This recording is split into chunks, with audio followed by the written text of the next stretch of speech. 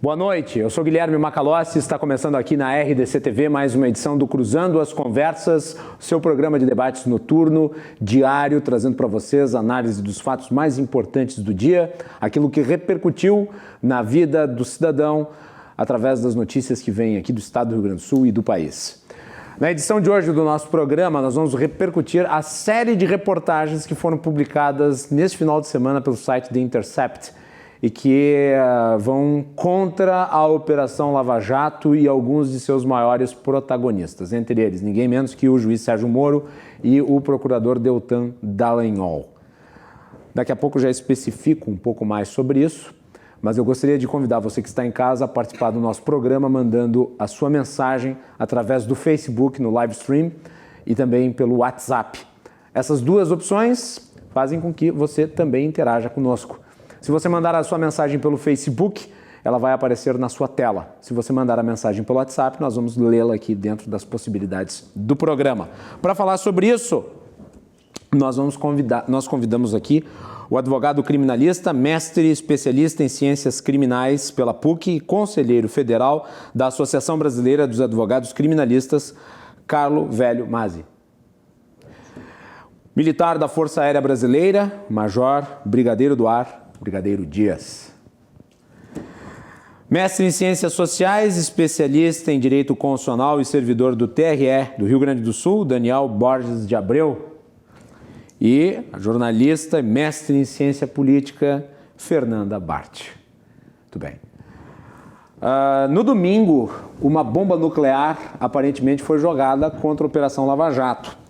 O The Intercept, que é um site comandado pelo jornalista Glenn Greenwald, publicou 3 matérias dando conta daquilo que poderia ser considerado uma intervenção indevida do juiz Sérgio Moro no andamento da Operação Lava Jato.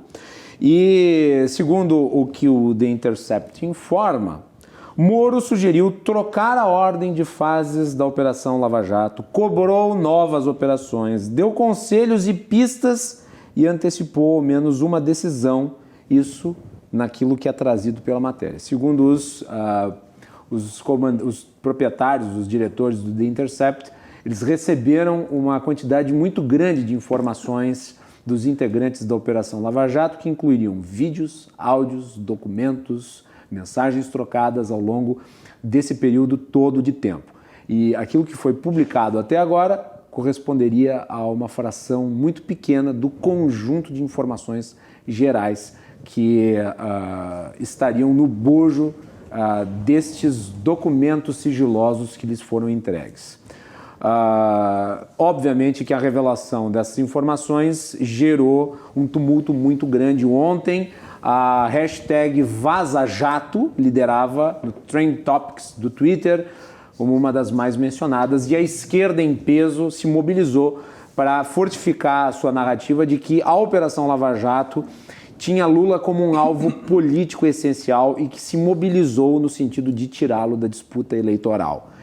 Agora já está sendo cogitada, inclusive, a suspeição de Moro, então, como juiz responsável pelos julgamentos iniciais da Operação Lava Jato e até a aventada hipótese de se buscar a nulidade de vários dos processos que estão aí correndo e que agora, alguns inclusive, nas cortes superiores. Muito bem, meus caros, é um problema tamanho família para ser resolvido e, obviamente, a reportagem suscita aí um debate muito grande em relação ao que estamos analisando. Eu vou começar aqui com o Carlo Velho Mazzi, como advogado criminalista. Qual que é a avaliação que ele tem desse episódio e se é realmente suscetível a coisa de ser proposta uma anulação dos processos. Boa noite, bem-vindo. Boa noite, Guilherme. Muito obrigado pelo convite. Boa noite ao Brigadeiro Dias, Daniel Borges de Abreu e a Fernanda Bart, e também aos telespectadores da RDC TV. O caso aqui traz essas revelações são bastante... causam um desconforto muito grande em relação ao que a Constituição prevê da separação dos poderes. A Constituição é muito clara no sentido de que os poderes são harmônicos e independentes entre si. E o Judiciário não tem nenhuma subordinação a nenhum outro poder da República. E o Ministério Público é muito mais vinculado ao Poder Executivo. O que se verificou nestas conversas, teoricamente, cujo teor não é negado, é que haveria uma certa colaboração entre o juiz e membros do Ministério Público Federal. Né? Então, isso não é algo comum e não é algo que se diz corriqueiro, entretanto, não é possível que haja essa colaboração entre estes órgãos, porque o Judiciário deve atuar de forma independente. Inclusive, um dos deveres dos magistrados, segundo a Lei Orgânica da Magistratura, LOMAN, é cumprir e fazer cumprir com independência, serenidade e exatidão as disposições legais e os atos de ofício, sob pena de vir a ser investigado pelo Conselho Nacional de Justiça. E o que se coloca aqui é uma violação do princípio acusatório, que é um princípio que vige no processo penal brasileiro, segundo o qual as partes têm funções muito pontuais e distintas. A acusação cabe acusar, a defesa cabe defender. E ao juiz deve ser imparcial nessas relações. O juiz apenas julga. O juiz não pode pender para um lado ou para outro. O juiz deve ser equidistante das partes. Então, esse é o principal ponto. Na tua avaliação, doutor, a matéria do The Intercept revela que o Sérgio Moro atuou como um juiz de acusação? É isso? Ele deturpou a separação que deve haver dentro do processo? Pelas mensagens que se tomou conhecimento ali, havendo algum tipo de aconselhamento do juiz ao procurador, é algo que não está dentro da sua função como juiz. O juiz conversa com as partes através do processo, de forma escrita ou através de audiências públicas. Nunca de forma escusa, através de mensagens secretas. Então, esse é um primeiro ponto que deve ser muito... O WhatsApp não faz parte dos autos? Não faz parte dos autos, a não ser que ambas as partes estivessem participando daquela conversa. Porque no momento em que se exige a paridade de armas dentro do processo, significa que ambas as partes, acusação e defesa, têm que ter os mesmos mecanismos, o mesmo poder de convencimento do magistrado. E o que se verificou aqui, aparentemente, é que estava se dando uma prevalência a uma dessas partes em relação à outra. Então, isso poderia causar a suspeição do juiz caso seja verificado que havia um interesse do magistrado ou uma amizade íntima com alguma dessas partes. Posso fazer uma pergunta? Pois não. Mesmo as provas tendo sido roubadas dos telefones por um hacker e obtidas de forma ilegal... O fato de a forma como foram descobertas é uma discussão que se tem, se elas são lícitas ou ilícitas. A questão elas que eu não coloco poderiam servir para, digamos, responsabilizar o Sérgio Moro e o Deltan Dallagnol de forma criminal, como alguns querem? Não sei. Isso teria que ser avaliado. Isso é uma pergunta que eu estou fazendo. Teria que ser avaliado, mas isso é uma questão. O conteúdo destas falas é outra questão, que revela ali, eventualmente, alguma suspeição do magistrado para julgar esses processos. Então, claro, que eu não estou afirmando que houve suspeição ou que houve algum tipo de colaboração mais efetiva, mas, e inclusive foi o que a OAB já se manifestou, no sentido de que é necessário uma ampla investigação e uma investigação com publicidade, que é o que as instituições democráticas exigem. Publicidade destas relações que existiam entre um juiz e um procurador da Lava Jato, se é que o interesse efetivamente era público nos objetivos ali. Doutor Carlos, desculpa interromper, mas ao final da tarde, ao que parece, o Conselho Nacional do Ministério Público já notificou o procurador Deltan Dallagnol para que ele tenha 10 dias para explicar, possível se manifestar. De conduta para se manifestar acerca dos fatos, contar a versão dele dos fatos. Muito bem. Fernanda Bart, boa noite, bem-vinda. Suas impressões sobre essa matéria. Boa noite a todos. Eu fiz algumas anotações aqui em relação às primeiras falas de vocês. E, sinceramente, para mim isso é um blefe. Eles não têm nada mais forte do que eles já mostraram até agora, porque se eles tivessem, eles tinham largado para causar todo o estrago que eles querem causar na véspera de um chamamento de uma greve para dia 14, agora, na véspera da votação da reforma da Previdência. Se eles tivessem essa bomba nuclear, eles já tinham largado. Não há nem prints das conversas. Aquelas conversas foram transcritas de uma forma que elas podem ter sido adulteradas, editadas, reescritas, com as suas ordens invertidas, com as pessoas misturadas, com fatos importantes omitidos, completamente descontextualizadas, obtidas através de uma invasão criminosa num telefone, organizada muito provavelmente por pessoas que haviam interesse forte em atingir essas pessoas. Para mim, isso é claramente uma organização, espionagem internacional e conspiração, envolvendo pessoas muito importantes. Eu quero saber, sim, quem pagou o hacker, quem está por trás disso, quais os partidos envolvidos, quem são os principais interessados. Meia hora depois que foi lançada as tais conversas do The Intercept, que depois eu faço questão aqui de explicar o que é esse meio de comunicação, o que é esse site, quem está por trás e como se opera ele, é totalmente duvidoso, é uma fonte financiada por dinheiro internacional, recebeu 250 milhões de dólares do dono do eBay, do PayPal, e o jornalista americano mora no Brasil, refugiado depois do escândalo envolvendo o vazamento do Snowden. Ele tem ligações muito fortes com o Davi Miranda, o deputado federal que assumiu a vaga do Jean Willis na Câmara de Deputados em Brasília, ou seja, tem muita coisa para ser investigada aí. Eu não vou validar uma palavra do que foi publicada pelo The Intercept, porque não tem como fazer isso. Eu estaria sendo irresponsável de validar o conteúdo publicado por um site com muitas dúvidas que pesam sobre ele. Inclusive o que está por trás dessa ação. Eu fiz algumas anotações então, que a matéria aqui. foi feita exatamente para causar esse alvoroço? Olha, ninguém lança uma matéria dessa sem ter um objetivo por trás. Um dos hackers, inclusive, a Polícia Federal não disse se é o mesmo que foi preso há 30 dias atrás, numa operação conjunta entre o FBI e a Europol. Foi preso na França um hacker que estava sendo investigado por vazamentos pela operação na Dark Web, que movimentou mais de 15 milhões de dólares envolvendo drogas, armas, e que estava utilizando em Brasília a mesma casa que o José Dirceu utilizava em 2015. Então, realmente, tudo isso tem que ser muito bem investigado, e se existe conexão entre esses pontos, eu acho que a opinião pública exige saber tudo a respeito.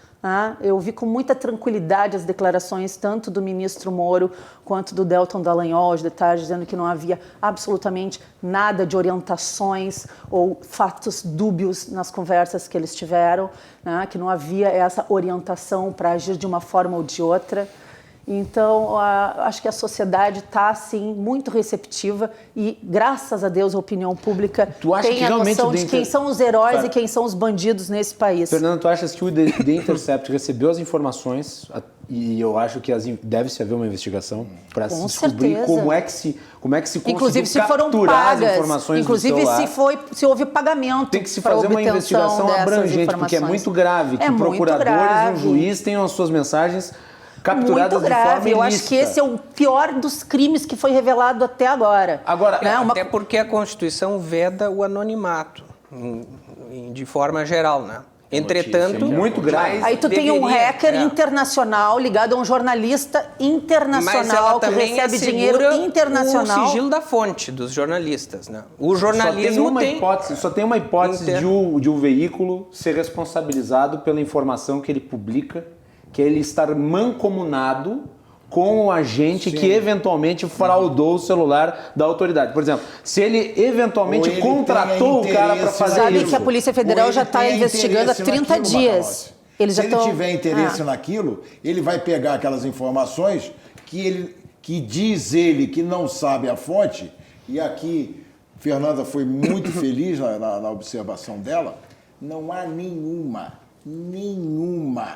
garantia de que sequer ser real a ordem daquelas conversas.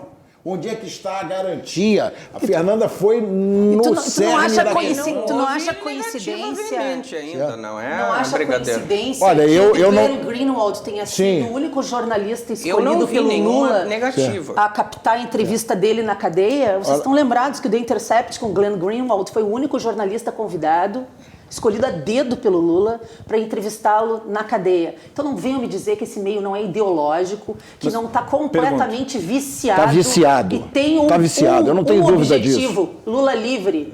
Mas eu pergunto para vocês, fazendo eco aqui ao que o Carlo colocou. Não houve negativa nem por parte do Ministério Público, nem do ministro Sérgio Moro. Eu assisti ainda há pouco tanto a declaração do Dallagnol... Conversas descontextualizadas, editadas, transformadas. Exatamente. Tanto a declaração do Dallagnol... Deltan, né? Deltan Dallagnol e do ministro Sérgio Moro. Como é que você faz isso? É justamente dentro das declarações dele. A conversa pode ter acontecido? Pode. Agora, se você pega e faz uma edição disso, tira do contexto. Omite partes. Omite parte, como a Fernanda falou. Você troca, certo? E depois, não, é que eu fiz confusão. Na realidade, ela fala de um e eu coloquei como sendo fala do outro. Não há nenhuma. O que foi feito foi criminoso. Foi criminoso. Mas se a conversa pode ter acontecido, já é muito grave. Mas como? Mas vem cá, a conversa pode ter acontecido, e isso é aceitado. Como advogado, o senhor nunca conversou com o juiz? Se isso é aceitado. Não desta forma, jamais, em hipótese alguma. Nunca conversei com o juiz por WhatsApp nem nada disso. Nunca. E isso é absolutamente inapropriado. Olha, eu posso conversar com o juiz se for meu amigo sobre amenidades. Agora não, sobre um processo. Sobre uma investigação em curso. É por isso que eu preciso ter, doutor Masi, o fato. Eu, como ex-chefe do Centro de Inteligência Aeronáutica, Isso é um false flag. Isso é uma manobra diversionista muito utilizada em contra-inteligência, chamada desinformação. Isso, exatamente isso. Para puxar a opinião pública para um lado. Mas por que os procuradores e o juiz, então, não apresentam a conversa na íntegra? Mas ele não tem mais a conversa. Olha só, essas coisas... É uma pergunta que eu estou fazendo, não estou fazendo nenhum juízo. Eles falaram isso. Essa conversa nunca poderia ter acontecido. Nunca poderia ter. Por isso que eles não têm mais. Não, ele não tem, porque, inclusive, uma coisa que me chamou a atenção... Há divergências em relação à sua opinião. Eu ouvi muitos juristas hoje de tarde dizendo que conversas sobre amenidades e coisas que não têm orientações explícitas... Não há orientação nenhum. Porque não houve orientação nenhuma, doutor Masi. Não houve orientação. Investigações em curso sobre o que está se fazendo, em que momento vai se fazer determinada divulgação de algum fato irrelevante para um processo judicial, aí me parece que ultrapassa um pouco o tipo de relação que se espera entre um magistrado e um procurador da República, que é algo que deveria ser formal, porque a nossa lei prevê isso, a Constituição prevê a publicidade, e isso era tido numa conversa num aplicativo criptografado. Por que isso? Nem tão bem criptografado, pelo jeito, O senhor está tomando por verdade uma coisa que não se sabe se é verdade. Eu não sei o teor da então o senhor não pode afirmar. Entretanto, o senhor está me parece que aconteceram conversas. Não é? O senhor está fazendo uma afirmação que o senhor não pode fazer, nem deve. A gente não tem nem como validar o conteúdo do Intercept. Vamos ouvir um pouco o Daniel, que ainda não falou nesse o que tem na mídia. Mas não dá nem para validar esse conteúdo do Intercept. Tua impressão a respeito desse caso? Guilherme... Prazer recebê-lo. Temos um amigo em comum, doutor Roger. Um abraço pro doutor Roger. Um abraço pro Roger. Guilherme, teu nome, dou boa noite a todos os telespectadores. Fernanda, Brigadeiro Dias, doutor Carlo, repartindo bancada mais uma vez aqui. A verdade, eu estou escutando, enfim, todas as falas da acalorada conversa, porque o assunto é acalorado, né, Brigadeiro? O nome do programa é Cruzando as Conversas e eu vou tangenciar algumas falas, né? Paradoxalmente, é o nome do programa, eu vou ir um pouquinho pela tangente para ver isso um pouco mais Eu sempre que venho, honrosamente sou convidado, venho à RDC TV. Eu sou servidor também muito honrosamente da Justiça Eleitoral há 16 anos, hoje assessoro aos desembargadores eleitorais, mas hoje estou aqui como cientista político, como acadêmico e um curioso que estuda já há algum tempo o comportamento especialmente dos tribunais de cúpula em relação à judicialização da política e a esses fatos políticos, né, metajurídicos, digamos assim, que acabam influenciando as decisões judiciais. A Operação Lava Jato talvez seja na história, junto com, por exemplo, a votação da Lei da Ficha Limpa, um dos maiores exemplos de fatores políticos influenciando o atuar do Poder Judiciário. Isso é inegável e é para o bem e para o mal. É claro que a gente está comentando o jogo muito no começo, aí eu imagino que isso aí esteja fazendo um paralelo, esteja aos 10 do primeiro tempo ainda, a gente está comentando os fatos na medida em que eles estão acontecendo, né? É claro que há como, enfim, Fernanda fez um apanhado muito bom, né, do currículo, do que seria o currículo do Greenwald. Ele é um jornalista que há alguns anos está no Brasil, já tem bastante tempo. Não, ele é um homem de esquerda, militante de esquerda. Exato. Posição ideológica dele é por todos nós sabida, pelos telespectadores idem. E claro que há um conteúdo... Aliás, Daniel, ele disse esses dias no Twitter dele que era necessário que a esquerda criasse uma narrativa em relação à Lava Jato, agora não... Tá criada a narrativa. Não havia narrativa nenhuma. Sob encomenda a narrativa. Vamos lá. Não dá nem para levar a sério isso. A bem da verdade, ele tem um histórico exatamente desse tipo de modus operandi, né? Desde que na realidade, o braço que divulgou essas mensagens é o The Interceptor Brasil, porque o The Interceptor já havia trabalhado, inclusive, no governo Obama, muito antes já de Trump, enfim. O próprio Snowden é no governo Obama, que se divulgam, né, Fernanda, diversas... Sim, exatamente. Né? O governo Obama tem os democratas... A esquerda, chamar alguma coisa de esquerda nos Estados Unidos sempre é muito complicado, né? A gente sabe. A esquerda lá não é propriamente o vetor ideológico que nós temos aqui no Brasil, ou na América Latina como um todo, ou na Europa, enfim. Mas fato é que eles têm essa maneira de operar. O que me parece, quais foram as primeiras impressões que eu tive assim que as notícias ontem, no final do domingo, antes do início do programa, nós conversávamos, eu fui tomado meio de supetão, tive um domingo devagar e tal. O que aconteceu? As primeiras coisas que eu pensei, do ponto de vista, né, do meu objeto de estudo, o presidente Bolsonaro pré-indicou o ministro Moro cedo demais para o Supremo. Com certeza. Botou um alvo na testa. Né? Botou um alvo na testa do Sérgio Moro. Não precisava ter feito isso. Foi mais uma das muitas palhaçadas protagonizadas pelo presidente. Primeiro erro estratégico que eu já havia, sinceramente, tido essa impressão por ocasião da fala dele, porque 2, 3 dias depois ele vai a uma igreja evangélica e também fala que tem que ter um ministro evangélico. Só tem uma vaga, assim, agora, que é o ministro Celso de Mello, decano da corte, que está para se aposentar aí pelos 75 anos. Então a primeira coisa que eu pensei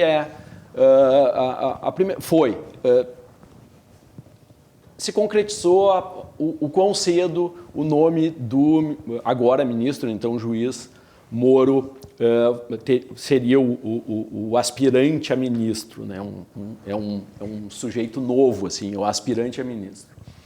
Essa foi a minha primeira impressão. E a segunda é um ambiente, e aí para o bem ou para o mal, né? Assim, de uma maneira neutra, que eu vou falar isso, é um ambiente favorável a uma facilitação de que o ex-presidente Luiz Inácio Lula da Silva tenha uma força um pouco maior para, por exemplo, progredir o regime. Né? Sim, isso vem num momento muito oportuno para eles, por encomenda.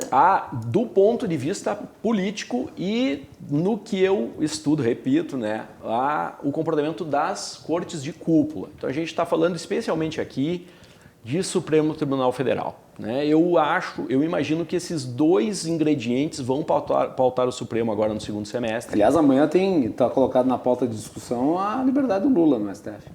Eles não têm nem vergonha na cara. Talvez não seja uma coisa na outra. Se o ministro vier ser investigado, né? Ele vai ser investigado pelo Supremo. Exatamente. O ministro Sérgio Moro hoje, ele tem a prerrogativa de foro no Supremo Tribunal Federal. Quem é o ônus da prova? Quem tem que ser investigado primeiro é o The Intercept. Sim. As gravações nem é gravação. As transcrições da conversa. Fernanda, vamos colocar de lado um pouco a questão ideológica. O The Intercept ainda não. Não se tem evidência de que... tudo bem, mas não se tem evidência de que o Intercept fraudou. Mas eles que publicaram, eu não disse isso, mas eles publicaram, isso tem que ser Macalossi, investigado. você aqui hoje, com toda a tua audiência... Vamos lá, tu é um jornalista responsável, tu não publicaria algo sem saber de onde vem. Pois é. Tem dois ingredientes, brincadeira. Você com toda a tua audiência... tem o dever você tem a responsabilidade com o seu público. Tu tem, você está construindo hoje, você constrói o teu nome, Macalossi, desde lá da Serra, como um sujeito íntegro, sério, correto. Que verifica fontes. Que verifica a fonte, conteúdo, tá certo? E aí vem um camarada que já tem um passado que não recomenda, e aí ele lança uma história cobertura, como que na minha época era história cobertura, agora é false flag, né? A falsa bandeira, tá certo? Que nada mais é do que a narrativa que se fala. Você constrói... Para alimentar exatamente como o você colega estava falando. Você constrói aquela situação para que aí vem que a Fernanda também estudou, e eu, como chefe de Centro de Inteligência Aeronáutica, sei como é que se faz. Você leva um determinado grupo, leva uma determinada pessoa a agir da maneira como você quer. Condução, você conduz. Isso é contra-inteligência pura. Certo? Aí eu concordo com a Fernanda de novo. É muito grave. Cadê a responsabilidade do Intercept? Ele nunca teve. Tanto que ele é considerado, inclusive, terrorista lá fora. Ele está aqui... Brigadeiro, ele tem um Pulitzer em 2014. Sim, ok. Mas vem cá. Mas ele não sabe por que quis os Estados Unidos. Com certeza não. Quem é que está por trás do Pulitzer hoje? Eu estou só dos fatos. Muito interessante que nós estamos aqui Pulitzer era um grande desacreditando a fonte, mas não atacando o objeto, né, do que foi revelado. O objeto não tem segurança mas de veracidade. O senhor não sabe se o objeto é verídico. O que foi revelado ali, que eu não vi ainda um contraponto por parte do Ministério Público Federal, nem do ex-juiz. Isso não houve esse contraditório, agora que a matéria já se tornou pública. E aí nós estamos tratando de como essa matéria veio a público, que é um fato relevante, mas é outra situação. São duas coisas. Os dois contestaram hoje o conteúdo, a nota do ministro Moro, disseram que pode ter acontecido. Ele nega orientações. Vamos lá, Daniel. A nota do ministro Moro, a escrita, parece que o procurador Deltan também gravou uma série de pequenos vídeos e tal, muito mais afeito ao perfil dele, né? Sempre muito presente nas redes sociais. Bem que é outra questão, né? Enfim, mas assim, o ministro Moro fez uma nota por escrito dizendo o seguinte, que ele não via naquilo orientação ou qualquer tipo de manipulação do processo e que ele estranhava muito. O Interceptor falou que a fonte é anônima, né? Num primeiro momento, a fonte é anônima, e ele só estranhava muito que não tivesse o Interceptor contatado ele antes de publicar a matéria, que ele tranquilamente falaria sobre o assunto. Eu faria. Não, mas aí foi dito isso pelo Intercept mim, se que você não recebe informação sobre alguém, você, como jornalista, você tem que ir falar com a pessoa que a justificativa deles foi que iriam barrar a reportagem, iriam entrar na justiça para barrar. Aí a conversa, a gente está aqui validando da Intercept. Olha só, o senhor está fazendo, só desculpe, mas o senhor está fazendo uma afirmação. O trabalho que ele fez. Eu estou dizendo que foi questionado. Foi questionado isso. Que iriam a mídia retirar, então, essas reportagens, impedindo que o público tivesse acesso. Porque olha só. As coisas têm que ficar às claras. Essas conversas não podem ser escondidas. Eu acho que existe assim um movimento de tentar esconder certas coisas. o segredo, o sigilo sobre determinadas coisas. Quando, na verdade, o que se quer no Brasil é a transparência. É a transparência. O que se buscou durante tanto tempo na Lava Jato e que está se conseguindo é a transparência das relações, é o descobrimento, desvendamento dos processos de corrupção. Então, se existem outros processos de corrupção envolvendo o Judiciário e o Ministério Público, que isso venha à tona também. Sem querer ser muro e sendo muro, eu concordo com a Fernanda. Muro aqui só o apresentador. Na medida em que, às vezes, né, Guilherme? Na medida em que há aí grandes indícios de prática de irregularidades, de um ataque hacker. Isso não é gratuito, isso é pago. Claro, só um profissional. Incríveis por trás disso. Porque também a notícia que eu tenho é que são conversas datadas entre 2015 e 2017, ou seja, já tem pelo menos entre 2 e 4 anos. Foi o que o Moro disse hoje. Isso não se recupera assim, né? Tem que ter uma expertise bastante alta do ponto de vista da informática. Eu não tenho nem capacidade de dizer qual é a capacidade que a pessoa tem. Isso já estava sendo mapeado ou pelo menos monitorado. Sim, então a gente faz esse recorte, tá? Realmente, né? O que eu compreendo um pouco também o Dr. Carlos é no sentido de que um erro não justificaria o outro. Porque contextualizado, a Lava Jato é uma operação gigantesca. A força-tarefa e o processo da Lava Jato é gigantesco, envolve bilhões, centenas de pessoas, houve operações.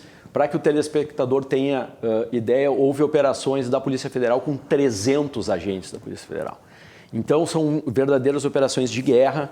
O brigadeiro aqui pode falar muito melhor do que eu sobre isso, mas envolve contingentes incríveis e não tem precedentes na história brasileira. O que pode acontecer, e daí eu vou usar um jargão bem assim, cotidiano, é que, mesmo descontextualizado e mesmo retirado, pinçado de uma operação gigantesca e tal, pode ficar chato. Fica chato, não anula a Lava Jato. Mas a ideia mas é essa. outro piada, Não, né? mas isso é outro legal. Veja que eu não falei em anulação. Eu acho que existem. Veja que eu não falei em anulação. Nesse caso, existem vários elementos. Fica chato. Existem Entende? vários fatos. E no diversos. Brasil, ficar chato é muita coisa. Tem vários fatos que, no momento, devem ser analisados, na minha avaliação, de maneira separada. O primeiro deles é em relação à origem dessas informações, que, obviamente, é um crime. E, portanto, o autor, ou no caso, a fonte é um criminoso. A fonte deve ser identificada através da investigação. Da investigação. Não do veículo delatando. Essa fonte não agiu sozinha, não é que nem o eu não sei, eu não vou fazer surgiu nenhuma... sozinho e agiu sozinho. Fernanda, eu não vou fazer nenhuma consideração se a fonte agiu sozinho ou não. O fato é que, se foi uma pessoa ou foi um grupo de pessoas, o fato é que foi criminoso. Isso é importante. Dito isso, ainda não existe prova de que o veículo que divulgou a informação agiu mancomunado com a fonte para obter informação. Portanto, o veículo ainda pode ser alvo da contestação teórica, ideológica, política, mas ainda não pode ser considerado como culpado pela obtenção da informação. A informação obtida não absolve o réu. Ela não diz que o Lula é inocente, nem que foram inventadas provas para que ele fosse condenado. Também não é dito isso. Então, eu acho que essas três coisas devem ser analisadas. Não há garantia de que as conversas são verídicas. E o quarto elemento é que uma vez isso sendo publicizado, se é que vai ser os prints, as informações, as provas, porque o The Intercept diz que tem acesso a tudo, inclusive áudios. Exato. Se isso eventualmente é verdadeiro, se isso tudo que foi publicado ali é verdadeiro, é óbvio que daí nós estamos diante de um outro elemento que não dialoga com os demais, que é a responsabilização do juiz e dos promotores em relação à atuação deles no caso. Olha só. É isso. Cada elemento deve ser analisado em separado, no momento, porque é o que temos. Cada um no seu quadrado. É isso. Então, mas é exatamente isso. Então, se você... O que a gente não pode fazer, e aí eu volto a situação que foi levantada muito bem aqui pela Fernanda, é a seguinte: nós estamos discutindo sobre nada. É uma não notícia, praticamente. É uma não notícia. não Como fato. não é um não fato? Não, é porque é o seguinte, A você implicação cria... disso pode ser, você né? cria... A Porque a negação gente está do fato validando também não é algo que a gente possível. nem sabe se é válido. Se é Nós estamos válido. falando das Não. consequências. Não, João. Exato. mas é... Independente de isso ser verdadeiro ou não, o fato é que efeitos já estão sendo criados. Sim, é E um fato inegável. foi na O Itália. celular do juiz foi invadido hackeado, e com informações certeza. foram tiradas dali. Com certeza. Isso são fatos. Muito parecido com o que aconteceu na Itália, com a tentativa de desmoralização de todos os juízes envolvidos na Operação Mãos Limpas. É como se a gente visse uma réplica aqui no Até Brasil. o assassinato do Giovanni A Falcone. tentativa constante de desmoralizar todos aqueles que estiveram à frente da Operação Mãos Limpas. É a mesma coisa que acontece com a Lava Jato aqui no Brasil, que é uma operação que desbaratou uma quadrilha tenebrosa que operou e tirou muito dinheiro desse país. Casa de trilhão. Nós tá? estamos no campo das hipóteses. A pergunta é... Uma operação que tem muitos inimigos. A pergunta é, sendo válido o que está ali publicado, Sérgio Moro e integrantes da Lava Jato seriam responsabilizados de alguma maneira? É a pergunta que eu faço. Não, criminalmente real. não. Criminalmente Sendo não, real. porque é ilegal. Então, Completamente. eu não tenho conhecimento do Tomasi sobre o direito, né? Mas o leigo... de fato, certo? realmente os Criminalmente não fatos são tem. atípicos. Agora, me parece. você tem a outra versão. Se eu posso hackear Não, o telefone de pessoas para obter provas que eu não consigo de outra forma, isso só pode ser nulo. Uma coisa nós temos que reconhecer aqui. Não, essa parte da invasão de dispositivo informático, que foi um crime que foi inserido no Código Penal em 2012, por aquela lei dos crimes cibernéticos, que ficou conhecida como Lei Carolina Dickmann. Tudo bem, isso aí é um fato que me parece que tem que ser analisado ali, que o juiz e os procuradores foram vítimas, são vítimas disso aí. Tá? Quanto ao conteúdo das informações, caso eles sejam efetivamente verídicos, caso se comprove que são verídicos por outros meios que ainda não surgiram, bom, aí em relação ao ministro, o que pode acontecer é uma investigação por parte da Polícia Federal, porque ele já não é mais juiz e não se submete ao Conselho Nacional de Justiça, que é o órgão que afere o cumprimento dos deveres dos magistrados. E com relação ao procurador ou aos procuradores, aí existe o Conselho Nacional do Ministério Público e as corregedorias. E tanto é que já existe um procedimento para apurar eventual possível conduta de desvio de conduta do Dallagnol. E aí ele vai ter todo o direito ao contraditório e ampla defesa dentro deste procedimento, que vai apurar lá se houve alguma conduta. Aí eu vou fazer uma outra pergunta. Isso pode ser instaurado com base em informações que foram obtidas claramente de forma criminosa? Quer dizer, nós podemos falar aqui em termos... Essa é uma discussão. Vão Nós abrir podemos uma falar- nova jurisprudência no Brasil, uma exceção Quer dizer, a todas as regras. tive meus dados do celular roubados. Poxa, então vamos Isso foi publicizado. Vamos Já tem hackear aquela história que diz hoje assim, o se telefone tudo do aquilo que a Adélio gente diz em Bispo. privado fosse tornado público, não haveria civilização. Não, imagina. Sim, Imagina. essa é a matéria de defesa Imagina. para o Dallagnol e o magistrado. Imagina, eu vou te provocar matéria aqui, de vamos hackear defesa o telefone deles, do Adélio Bispo, que quero saber tudo relacionado a a ele. investigação pode ter iniciado através de uma prova nula, vamos dizer assim,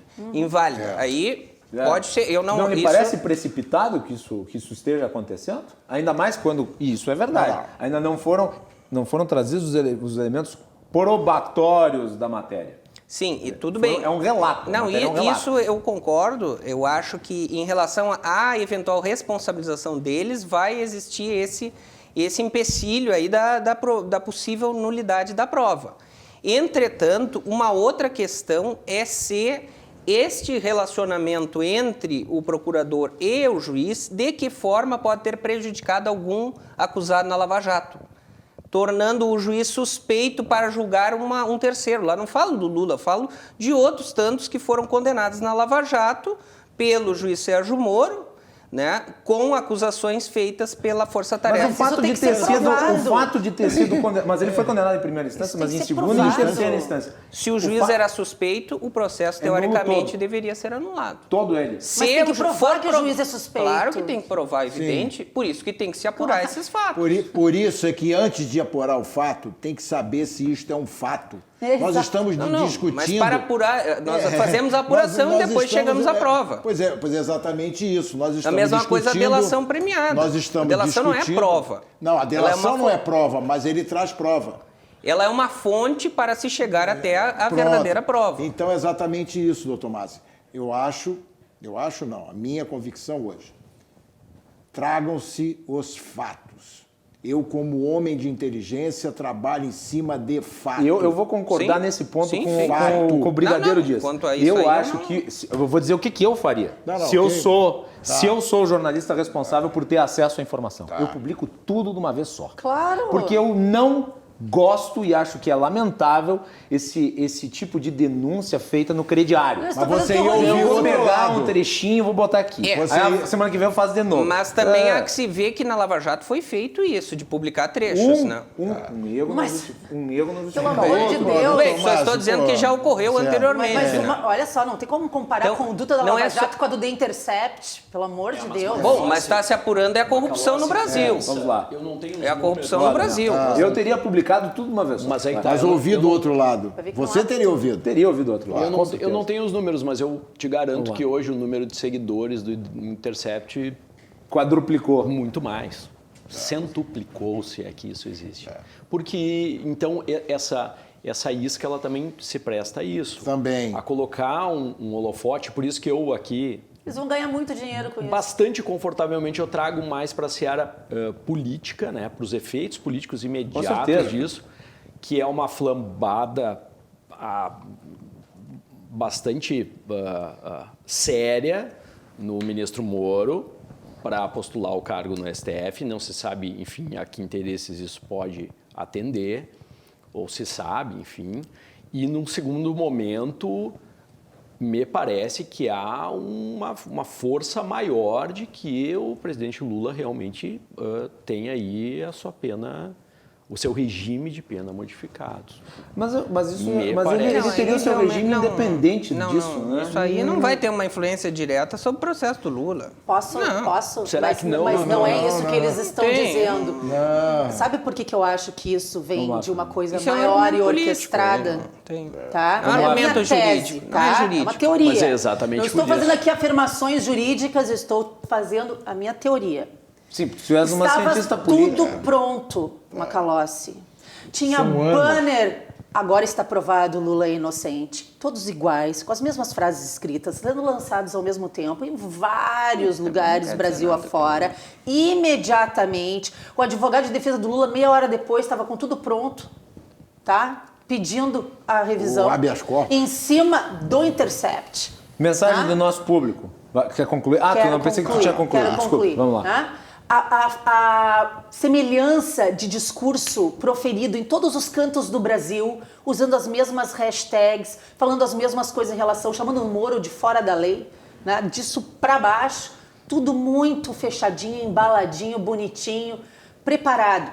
A narrativa caiu como uma luva em cima de uma militância esgualepada e sem energia para mais nada, tá? E eles precisavam de um estopim para reativar esse bando de zumbi que ainda defende o Lula livre. Mensagem tá? aqui do nosso público, Fernanda. E o fato de o juiz também ter vazado conversas entre o ex-presidente Lula e a presidente Dilma, como ficou? Se não me engano, para o juiz da época não deu absolutamente nada. E chegou ao ponto de o juiz ter dito que o importante era o conteúdo e não a forma como vazou. 2 pesos e 2 medidas?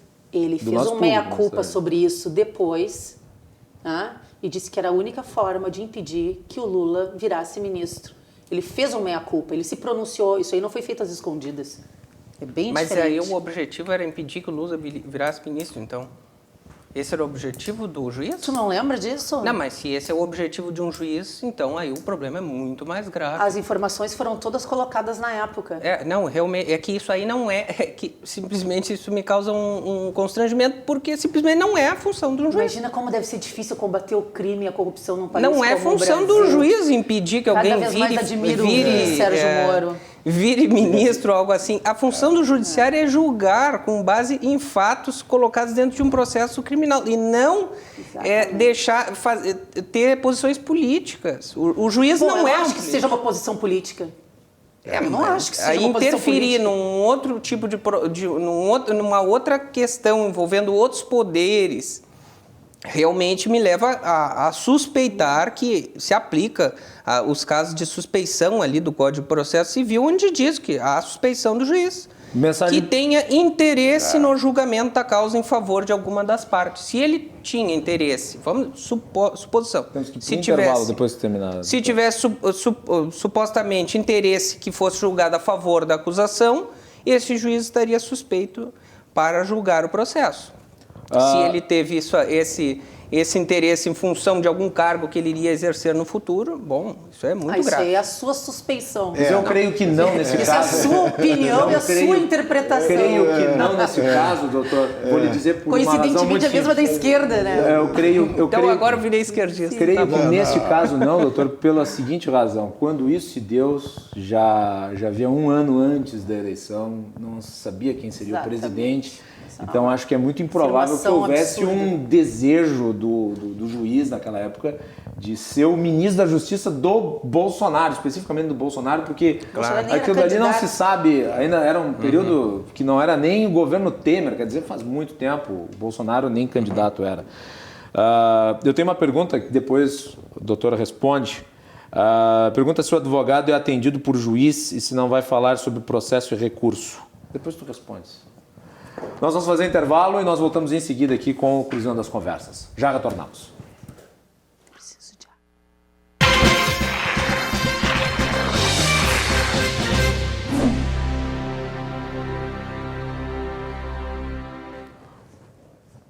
Voltamos na RDC TV com o Cruzando as Conversas, oferecimento Galeazzi Sul, há 40 anos, a evolução dos metais. Você que está nos assistindo em casa pode participar mandando a sua mensagem pelo Facebook ou pelo WhatsApp, nós tivemos centenas de mensagens aqui.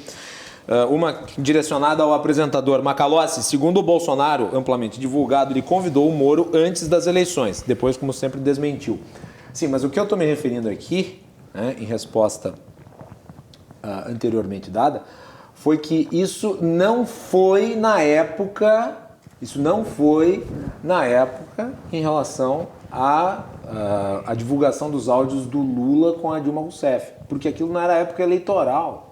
Aquilo ali era o meio do mandato, o segundo mandato da Dilma Rousseff. Foi antes do Temer, antes do processo de impeachment. Estamos falando de 2015, 2016, então 3 anos atrás.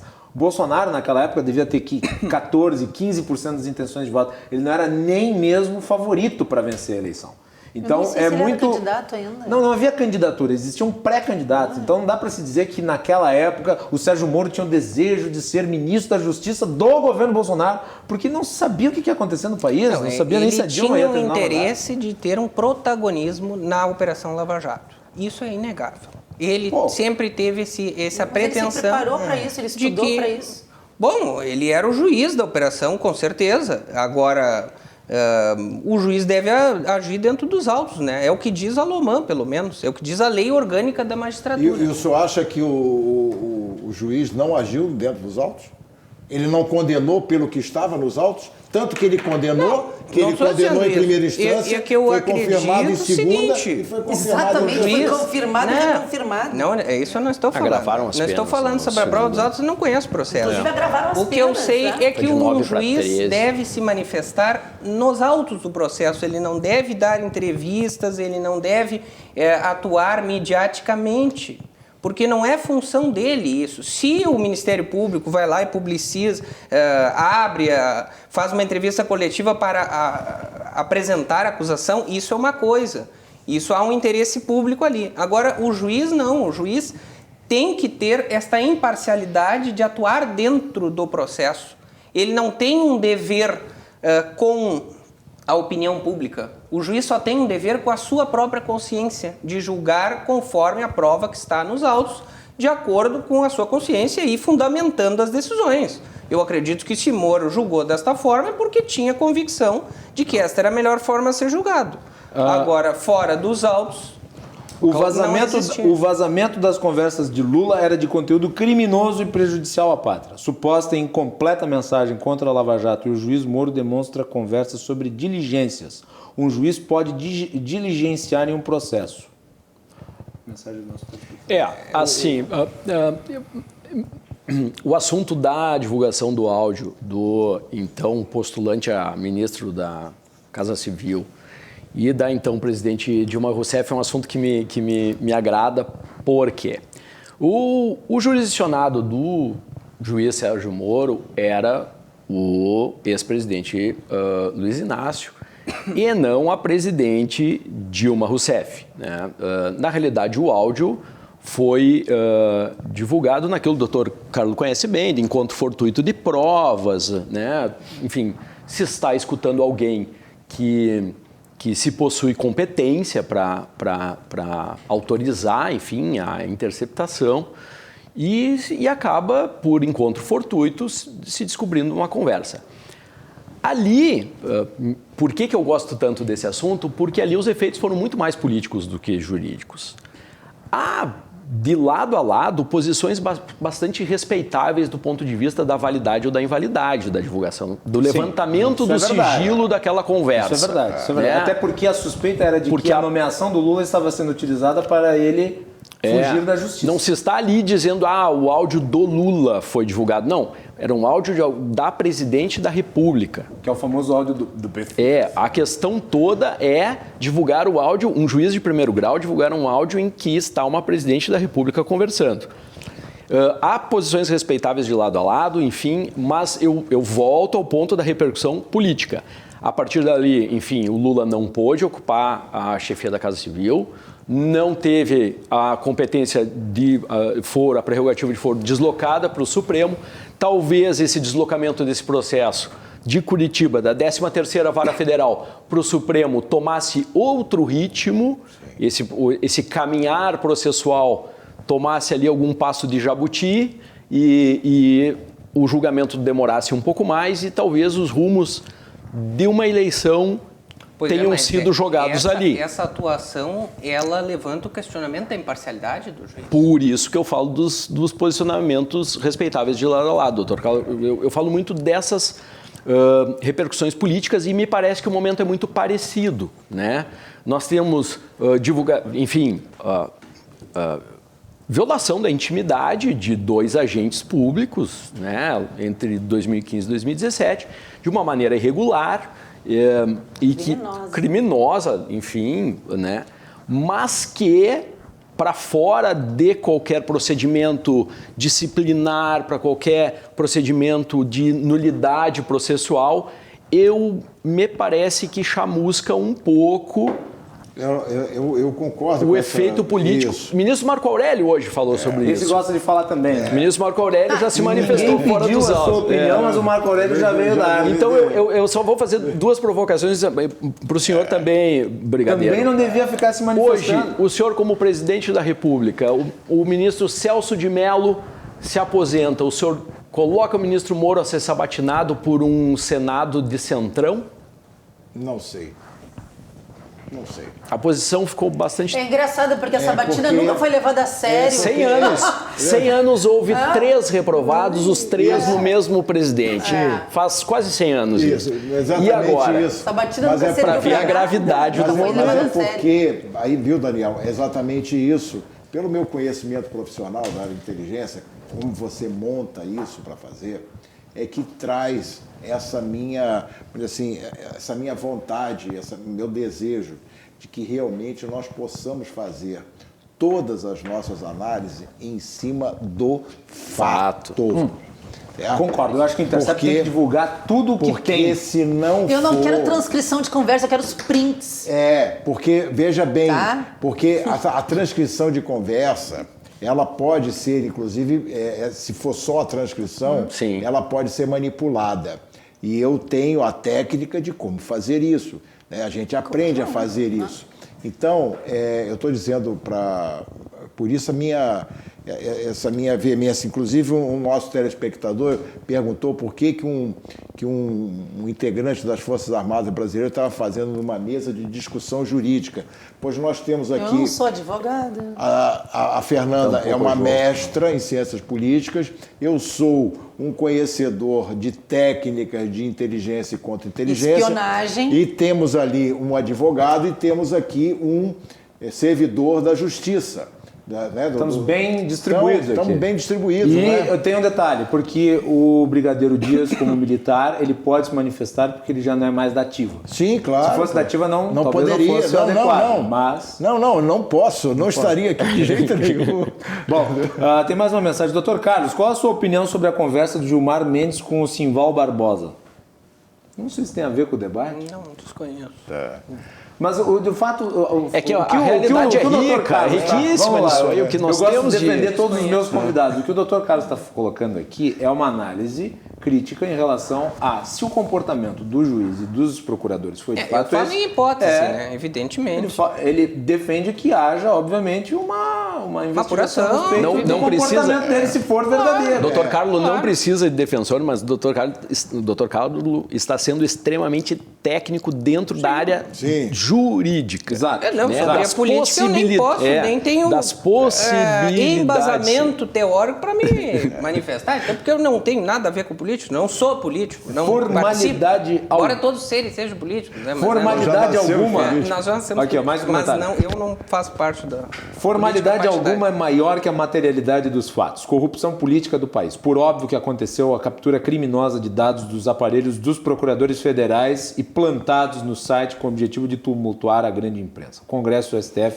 para forçar benefícios judiciais aos indiciados ou condenados políticos e atingir o ministro da Justiça e da Segurança. Não há ingênuos envolvidos nessa história. Não tem. Não há. Não isso tem. aí essa reportagem vai ser usada como um instrumento de guerra política nesse país, como ela já está sendo usada, justamente daquilo que eu falei antes, para fomentar a narrativa que estava moribunda por parte da esquerda. Já não tinham mais onde se apegar. A Fernanda aqui despertando comentários a favor e contra. Eu vou ler aqui um. Não tenho problema. A Fernanda desenhou para quem não quer entender a tentativa criminosa de atingir a Lava Jato. Por outro lado, a outra telespectadora aqui diz que a Fernanda está andando em círculos aqui, que ela não tem objetividade nas suas falas. Imagina. Vai ver que eu tenho que desenhar mais. Não, assim. Deixa eu só fazer um comentário. Seguinte, Fernanda, faça uma análise objetiva. Tua passionalidade abala a tua inteligência. Ela revê o primeiro não bloco. negou a conversa. Acho que ela não viu o primeiro bloco quando eu expliquei direitinho. Comentários, então faça os comentários provocativos. Não, mas olha só, eu queria só fazer um comentário. Eu já vi comentários esculachando o apresentador. Vamos lá. Com o senhor Gilberto Vieira. Senhor Gilberto, é o seguinte. Eu estou querendo, o que eu estou dizendo aqui desde o início, é que eu quero analisar em cima de fato. Se os áudios existirem, que venham à tona. Aí a gente faz outro programa para debater. E se existirem, tu vai defender a nulidade do processo? Prova roubada? Olha só, prova roubada, o processo... Eu já tenho uma razão. Não, a prova roubada... Não, vamos falar sério. A prova roubada ela não vai gerar efeito sobre eventual processo em cima do Sérgio Moro e do Deltan. Mas isso não significa que ela não possa gerar efeito sobre o processo. Claro que sim. Ela vou entender, deixa minha fala. Ela é nula sobre... Ela é nula para, inclusive, o processo? Não, ela é nula para o agente. Se caso obtida de forma ilícita, é nula para o Deltan Dallagnol e para o Sérgio Moro. Da coisa. Mas não para as outras pessoas que foram condenadas ou estão sendo processadas. De ética, de moral, de valores... Não o processo jurídico. A gente teve casos aqui no Rio Grande do Sul de provas que foram obtidas de forma ilegal contra criminosos conhecidos e que tiveram que ser anuladas e as pessoas saíram livres e leves e soltas. Eu não vou citar nomes aqui. É uma teoria. Mas casos, inclusive, de políticos conhecidos. Isso aí é o que a senhora está pregando que aconteça nesse caso. Não, de forma alguma. Exatamente, que a prova é nula. Que a prova é nula e não importa o conteúdo. Mas lá havia um ilícito feito. Havia um ilícito. Aqui não tem nem como provar que este texto que foi publicado é verdade.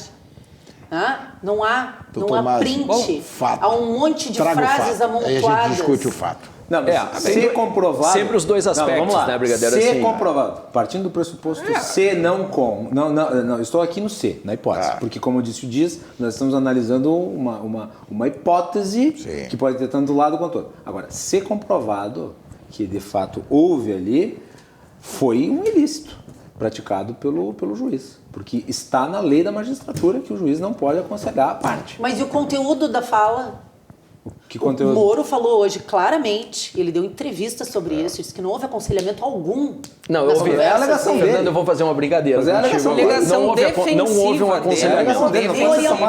Não houve um aconselhamento. Houve um desaconselhamento quando ele desaconselha determinada procuradora Não, quem desaconselha, aconselha. a participar de uma inquirição.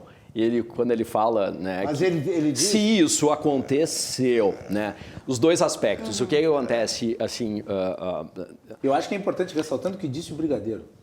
Tem que se colocar tudo aquilo que o Intercept recebeu para o público. Fatos. Partindo-se do pressuposto, Sem caso edições. isso tenha acontecido, no há uma contexto, confusão enfim. entre a função de acusar e a função de julgar. É isso que eu estou dizendo aqui desde o início. A função de acusar é uma que pertence ao Ministério Público, que pode tanto acusar como ganhou ganhou o direito constitucional de também investigar. Não, do ponto de vista O juiz deve apenas julgar. Do ponto de O vista juiz da tem que estar obtenção, equidistante. do ponto de vista da obtenção dos dados dos celulares do então juiz, do procurador da República, me parece que é a questão da teoria dos frutos da árvore envenenada, importada do direito norte-americano, que há muito tempo a gente adotou aqui, né, doutor Carlos? Então, assim, vem de algo ilícito, nada se pode aproveitar daquilo que é ilícito. É o que eu sempre soube. É a teoria dos frutos da árvore. Me parece, assim, ó, mas de uma maneira muito grosseira mesmo. Não sou o especialista aqui, é o doutor Carlos. Esse é o aspecto, esse é o primeiro aspecto. Um segundo questionamento que a gente pode fazer aqui, e agora vai a título de provocação, daquilo que eu falei no outro bloco sobre ficar chato, uma das defesas possíveis, por exemplo, do ministro Moro, seria mostrar algum diálogo. Primeiro que esse episódio está valendo para alguma coisa aqui, que foi eu descobri quem, afinal de contas, usa o Telegram. Né? Descobri 2 pessoas que usam o Telegram. Parabéns, sucesso, parabéns a eles. Os únicos. É que o Telegram não é tão popular aqui, mas é em outros países. Sim, não, de fato. Mas assim, o ministro Moro poderia se defender mostrando conversas no Telegram com o advogado dos réus da Operação Lava Jato também. Não existe, não vai existir. Bingo. Não vai existir. Esse é o elemento, né? Esse é o elemento que eu acho que, para além do jurídico, pode começar a pesar no cenário político, que poxa, conversaste no Telegram somente com um Por que não tem lá com o Dr. Cristiano Zanin? Por que não tem? Me parece que a atuação da Lava Jato é importante, trocou o patamar de combate à corrupção no país, não há a menor sombra de... Mas me parece que, em outro termo bastante coloquial, parece que conversar com os... Parece que se deixa o pé, né? Se deixou o pezinho, porque daqui a pouco, se ele não tem uma conversa com os advogados dos réus em termos parecidos... Doutor, preciso conversar com o senhor. Marca lá com a minha assessoria, lhe recebo. Né? Isso é impensável, isso não existe. Olha aqui, comentário do Roger Fischer. Meus amigos, abraço a todos. Abraço, doutor. No campo das hipóteses, aqui, se é verdadeiro o que foi publicado afora a questão funcional, tem que aferir a suspeição do julgador. Advogado é sim atendido por juiz. Contudo, o juiz nunca poderá dizer o que o advogado deverá fazer para ser acolhido o seu pleito. Verdade. Se fizer isso da mesma forma, deverá ser aferida a sua suspeição.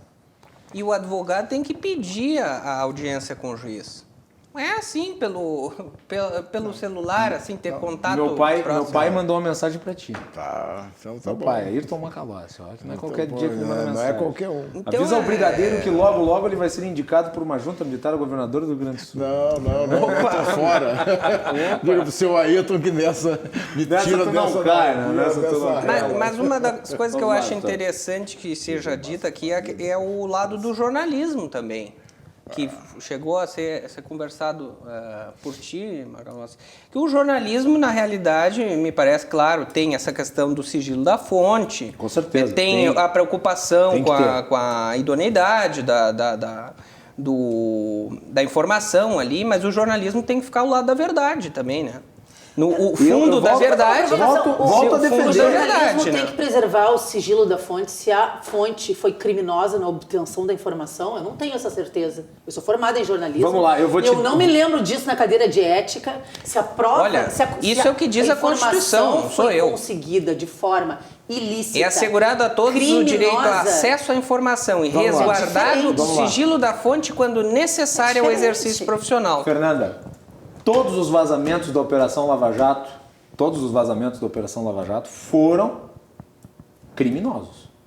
E foram divulgados pela mídia. E a mídia fez corretamente ao divulgar. Macalossi, todos os vazamentos de dados sigilosos são sempre crime seria a mídia ter se valido de um instrumento ilegal para obter informação. Ou seja, ela ter ido lá, roubado a informação de dentro. Agora, se um agente do Ministério Público pega uma informação sigilosa, ele comete o delito, entrega para a mídia e a mídia publica, a mídia não tem que guardar arquivo, porque não é prerrogativa dela. A sua função. Sim. Não é prerrogativa dela. Cumpriu a sua função. Ligação entre a fonte e o meio. No caso, se os dois estão mancomunados, que um agiu a pedido do outro. Não, aí sim. Aí está uma relação ilícita. Por isso. Mas, Fernanda, tu gostaria que o Greenwald fosse, por exemplo, eu vou nominar porque não tem, por exemplo, fosse ao antagonista? Como assim? É óbvio que ele ia a um meio, o hacker ou a pessoa que obteve esses dados das conversas entre o Moro e o Deltan, é óbvio que ele ia a um meio de mídia de esquerda. Ele não iria a um meio de mídia simpático à direita. Eu não estou questionando isso. É que não dá, assim... Se ele tivesse vindo a mim, se esse hacker tivesse vindo a mim, eu teria publicado. Não precisa ser prévia. E estaria com o seu dever. Eu já defendi jornalistas. E sempre defendi a liberdade de imprensa. A liberdade de imprensa em primeiro lugar. Só vamos cuidar para não ficar duas conversas paralelas. Se havia essa mancomunação... Prévia, né? Tu diz previamente. Se há mancomunação. Se for investigado, se chegar à conclusão de que havia uma ligação entre um e outro para que esse material fosse obtido. Claro. Vamos lá, bem simples. Se eu sou site A, encomenda. Aí eu contrato um hacker para ele ir lá e roubar as informações de um juiz e de procurador. Crime. O site é um site criminoso. Mas tem que achar esse contrato, tem que ser presos. Achar esse contrato. Ok, não importa. Registrado em cartão. Não vai acontecer. Acha esse contrato. Não vai acontecer. É que nem propina. Duas pequenas. Eu tenho minha teoria follow the money. Agora, se o hacker fez por conta própria e passou por um veículo, o veículo não pode ser responsabilizado. O veículo não pode ser responsabilizado se ele recebeu a informação de alguém que agiu por conta própria. Porque acabou o jornalismo aí. Aliás, o jornalismo precisa de contatos. Mas eu não estou contestando isso, Macalossi. Eu estou dizendo que se há uma relação, se for descoberta uma relação. Claro que aqui. Porque vai ser investigado, e vai ser muito investigado. Tem que ser investigado. Vai ser investigado a fundo. Aliás, quem entrou nos telefones, a Polícia Federal já está investigando isso há 30 dias. Tem que se descobrir quem fez. Eu acho que podem ter informações em breve sobre isso. Da conversa me lembra, a gente sempre busca algum cabedal teórico para as coisas, me lembra um pouco a discussão do Carl Schmitt com o Ferdinand Lassalle sobre as concepções de Constituição. O Carl Schmitt era um formalista e tinha a Constituição como um livro sagrado, enquanto o Ferdinand Lassalle falava, olha, letras num papel são uma folha de papel, pouco importa, o que interessa são os fatores reais de poder, né? Me parece que esse é o episódio de que há um certo touché do Ferdinand Lassalle mostrando que o que importa são os fatores reais de poder. Eu creio que num futuro bastante breve a gente, claro, vai ter maiores desdobramentos, mas até pela sua resposta, Brigadeiro, sobre o quanto o juiz Sérgio Moro pode sair chamuscado disso, e da minha breve experiência do TRE, posso dizer que a maioria dos políticos às vezes se preocupa muito mais com o capital moral, ético, comportamental, aquele que o senhor referiu há pouco, em relação a uma condenação, uma prestação de contas desaprovada do que propriamente uma condenação propriamente dita em dinheiro e tal.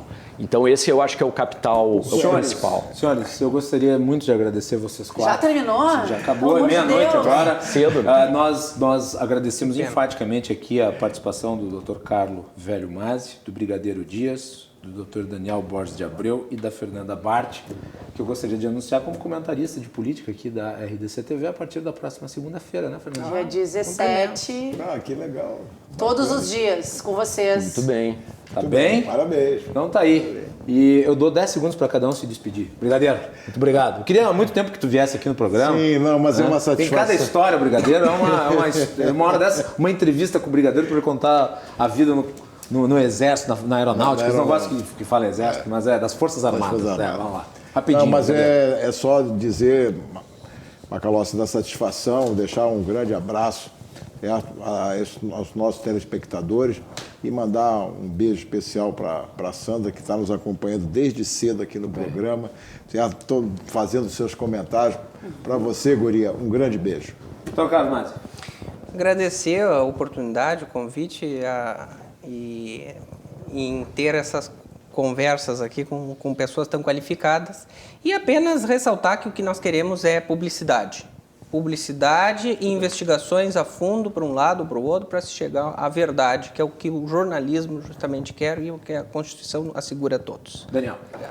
Agradecer a oportunidade, o convite da RDC TV, a oportunidade de um debate em altíssimo nível, sempre enriquece. Muito obrigado. Boa noite a todos. Tudo bem. Fernanda Bart. Agradecer também estar aqui nessa bancada tão qualificada e ressaltar que eu vejo que há sim um crime grave envolvido nisso. Foi a forma como foram invadidos os telefones de pessoas que são tão importantes assim nacionalmente, com um viés puramente político para atacar a política que está sendo feita no Brasil hoje.